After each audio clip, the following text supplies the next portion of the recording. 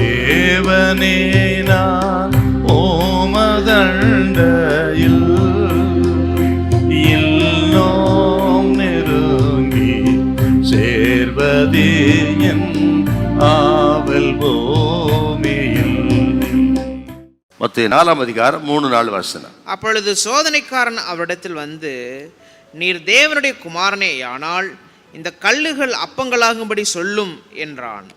அவர் பிரதித்திரமாக, மனுஷன் அப்பத்தினாலே மாத்திரமல்ல, தேவனுடைய வாயிலிருந்து புறப்படுகிற ஒவ்வொரு வார்த்தையினாலும் பிழைப்பான் என்று எழுதியிருக்கிறதே என்று சொல்லி சாத்தானை வெற்றி பெற்றார் இயேசு.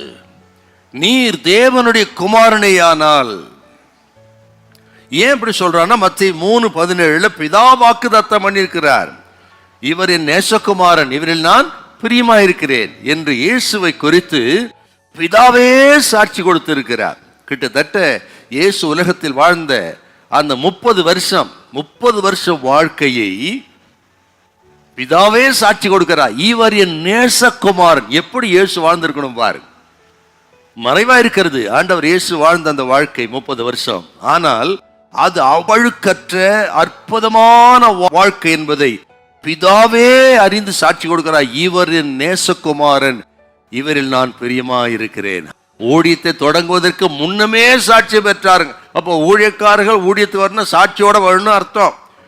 ஊழியத்தை தொடங்குவதற்கு முன்பு அவருடைய சாட்சி, இவர் என் நேசகுமார்.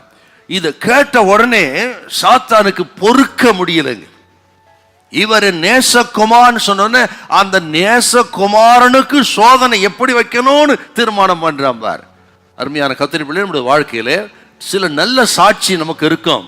நம்ம குடும்பத்தில் உண்மை உள்ளவர்கள், நல்ல உத்தமமானவங்க, உத்தமமான ஒரு கிறிஸ்தவ குடும்பம், உத்தமமான பிள்ளைகள் என்று சில சாட்சி இருக்கும். அந்த சாட்சியை கெடுக்கத்தான் சாத்தான் தீவிரப்படுவான்.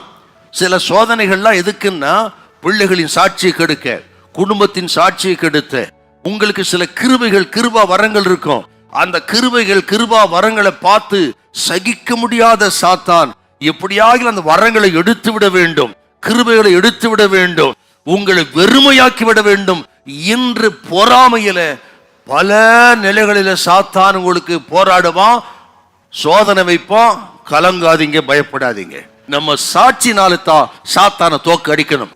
நல்ல கிறிஸ்தவ குடும்பம், நல்ல ஊழியக்காரர்கள் என்கிற சாட்சினாலே இந்த பட்டணத்துல சாத்தானை நாம் தோற்கடிக்க போகிறோம். உங்க எல்லாரையும் சாட்சியா கத்த நிறுத்துவாராக.